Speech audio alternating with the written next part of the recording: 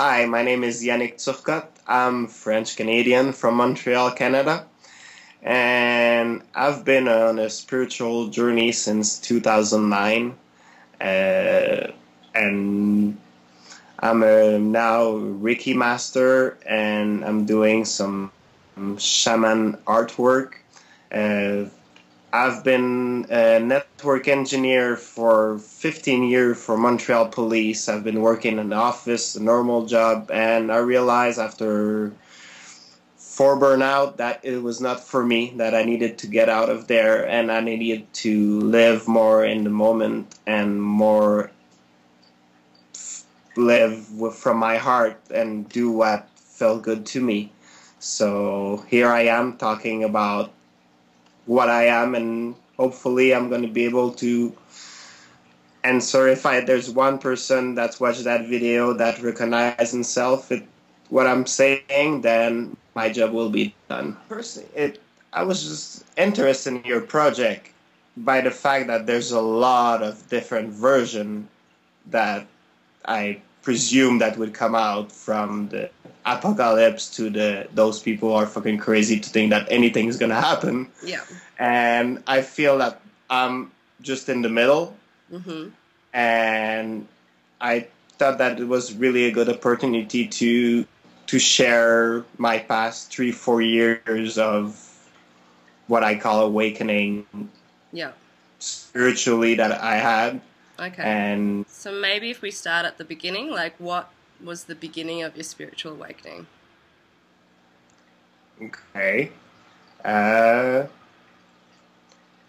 In 2009, I was watching TV with my wife, comfortably in my couch, and I received a ball of energy that just came into my chest, and that spread out all of my body like an electric shock. And then like tingling sensation, or? Yeah, kind of like tingling sensation, but quite intense, like a small electric shock that where the ball came in kind of my stomach, and it went from on both sides, just kind of electric me. And then I curl up in a baby, like in a fetal position, and start crying, and didn't knew what was going on, and my wife didn't knew either what was going on. And I start feeling nausea, and then but I've been sick, and I puked some mucus. Oh, okay. And from that day, that's what the journey started in many different ways, from having messages of that I needed to save the world, to change the world. That was not really clear at the moment between saving and changing the world. So awakening, it was in summer of 2009, and I was sitting with my wife watching TV, and I had what I felt like a big ball of energy coming into my chest, and I felt the energy going up and down of my entire astral body.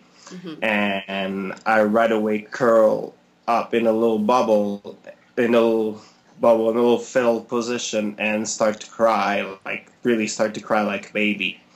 And not long after that, I got nausea, and I started being sick, and I was puking mucus of all my glands. What now I would say that it was kind of a clearing of all my glands that happened at that time, and that was a little bit overwhelming. And after that, I started hearing messages or feeling messages of having to save the world, having to change the world, which was not... So how long did this ordeal go on for, from when you started feeling those sensations to being sick? It lasted it was instantly after I received the ball of energy, and it lasted for a few days, but not even. It was less than a day. A few days feeling sick, or? Sorry? A few days feeling sick, or? No, it was a few hours feeling sick, and after it was just a feeling of overwhelm and not really understanding what was going on. There was Mm. something different in me, but I didn't knew what it was. Yeah. And at that time, it was really overwhelming. Yeah. Really, really, it was not an easy period for me, and especially for the people around me, Okay. where I had a lot of insight about songs that I was hearing and messages that I was kind of hearing in songs and Yeah. books that I was reading that I felt message that was really connecting with me. Well, I was raised Catholic, so I went to church like little boy as a little boy. But other than that, not at all. I was what we could call a real skeptic. I didn't believe in anything that is for anything paranormal, from UFO to spirits to angels. All that was for me a lot of bullshit. Yeah. So my way of seeing that changed a lot in the last 3 years. Well, I started doing Reiki, and I start being a lot interested in, let's say, right after my awakening. It was the what I call the phase of conspiracy, Mm-hmm. of the deconstruction of the world as we know it, as we learn it at school and in the daily life and from the media, which is like I've passed a lot of David Icke Mm-hmm. stuff, and there was Peter Jackson too, and there's a few people that got interested into learning, like that's the really deconstruction Yeah. of what I knew that was the reality, Mm-hmm. to recreate a new reality in a more spiritual way, about finding new teaching from Buddha to Lao Tse to Yeah. the Gospel of Judah instead of the normal Bible, the New Testament, and So you went on putting a all spiritual those. quest. Yes, yes. Well, the main question that came to me after that awakening was really, who am I, and where are we coming from, and why are we here? What is my mission? Why am I on that planet? And didn't believe that we were all here to get born, go to school, work 35 years, make babies, and then die. That felt that there was something bigger and more Mm-hmm. more important than that we had to do on this Yeah. on this life. So that's been my journey since, and And have you it's an easy way, and so it affected them a lot. My wife kept understanding me and kept supporting me, but there was phase when I believed that I was the reincarnation of XYZ spiritual teacher and Wow. or XYZ singer that have good message from John Lennon, because I was hearing his double message in his song, and I Mm. really felt the big connection, and I didn't have any other way to explain it at Mm. that moment. Did you feel like you were So, going crazy a little bit? not a little bit. Just a lot. A lot. I went into psychiatric hospital and got diagnosed, gave me medication, and yeah, and my parent thought that I was losing it too. I had stopped working for a while. Uh, I went into drug addiction to try to just forget all what's happening. Mm-hmm. So, and I lost, I don't want to say lost friend, but let's say that there's some friend that took different path, Yeah.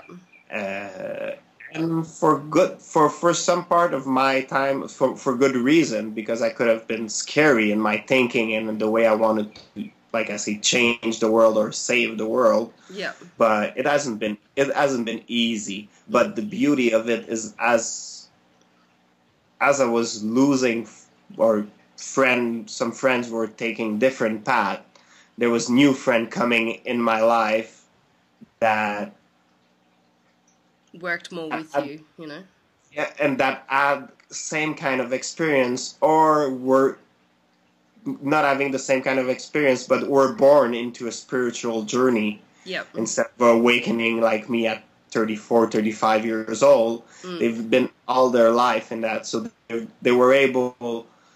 Not, I was feeling normal around them. Yeah. And everything that I was overwhelmed around them, they were just looking at me and making a little smile. It's like, yeah, okay. Yeah. Yeah, you can now feel spirit or whatever, you know. Yeah, that's part of the game. Welcome in the game, you know. So do you feel now, like after all those experiences in the psych ward and the drugs and everything like that, that those people were wrong, that you were fine, and that they didn't understand where you were coming from?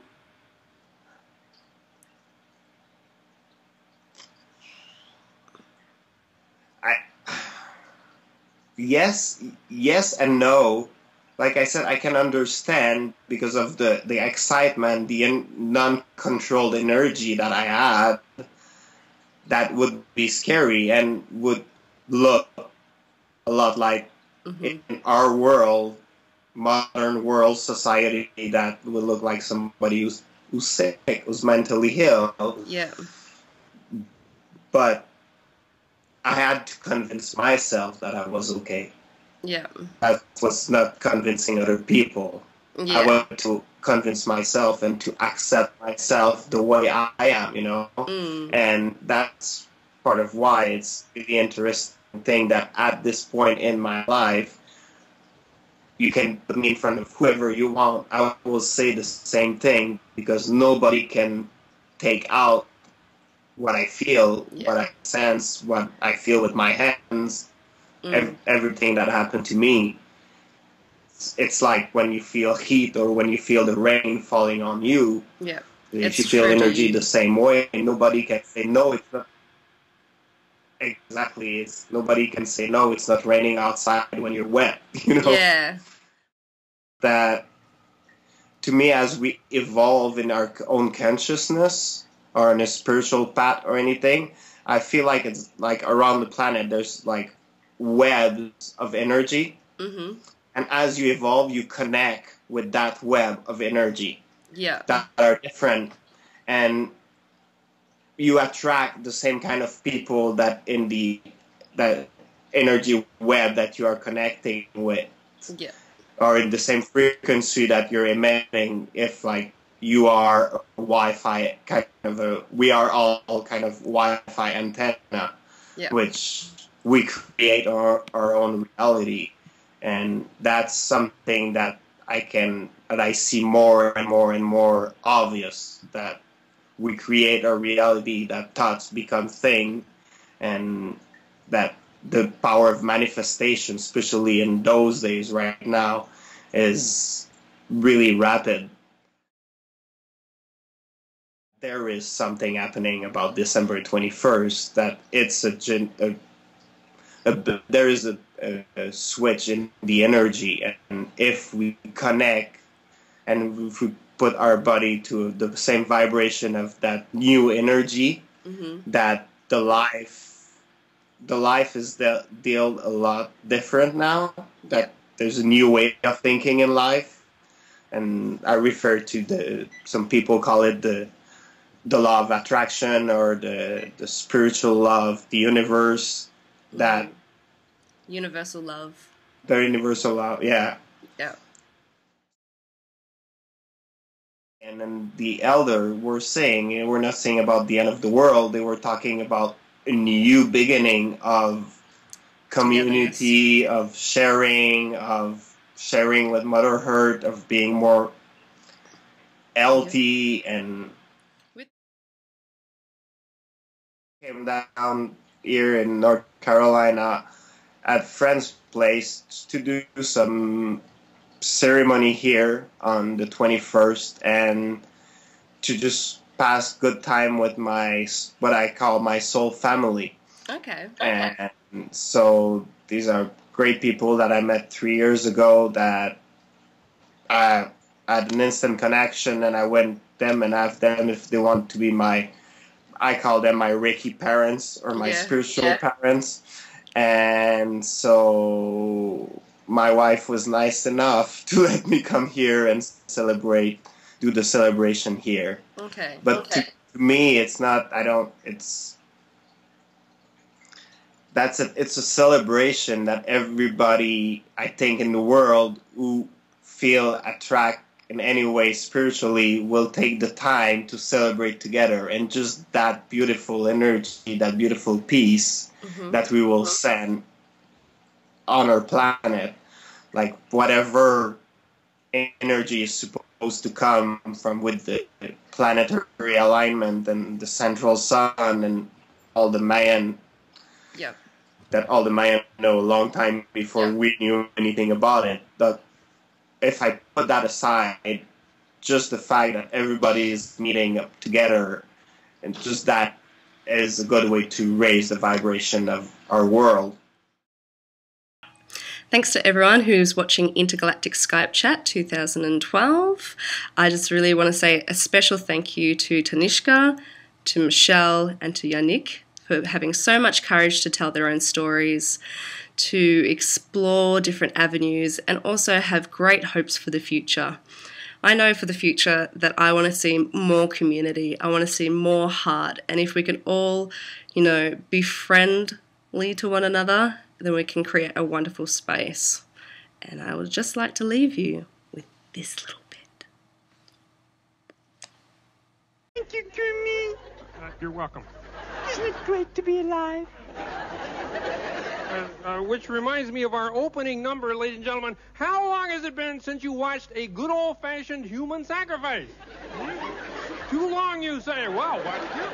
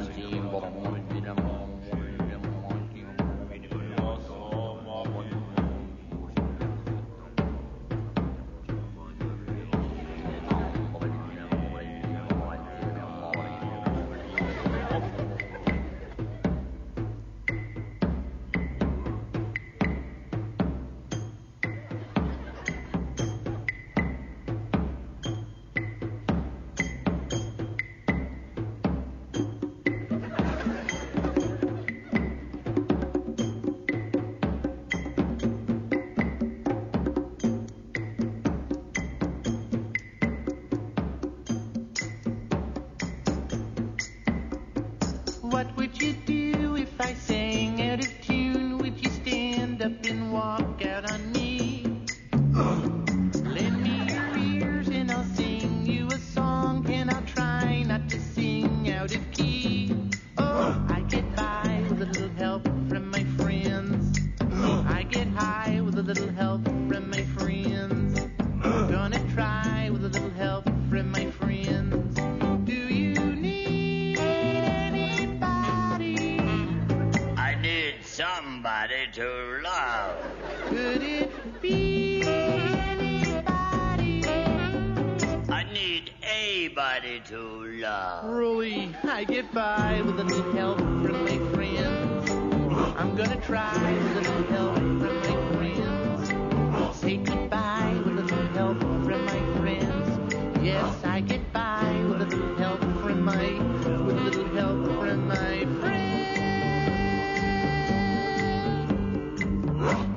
I think I just lost my lunch.